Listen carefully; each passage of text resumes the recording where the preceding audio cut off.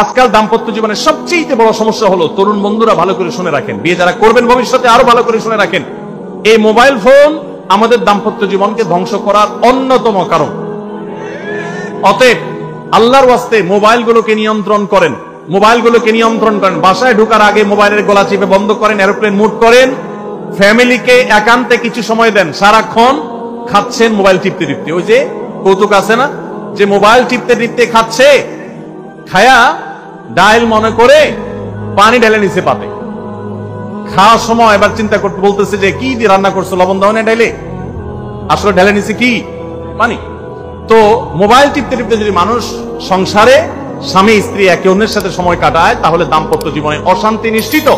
যত অশান্তি এবং যত ঝগড়া, যত ভুল বোঝাবুঝি আমাদের ফ্যামিলিগুলোতে হয়, এর অন্যতম প্রধান কারণ হলো এই মোবাইল এডিকশন, মোবাইল আসক্তি। স্বামী বলেন স্ত্রী বলেন উভয় একান্তে স্বামী স্ত্রী বাসা বাড়িতে তো অবস্থান যতদিন করবেন, ব্যবসা বাণিজ্য কাজ কাম আল্লাহর হস্তে, এগুলো সব জমা রেখে তারপর স্বামী স্ত্রী একে অন্যকে সময় দিবেন, ইনশাআল্লাহ দাম্পত্য জীবনের সুখ শান্তি আসবে।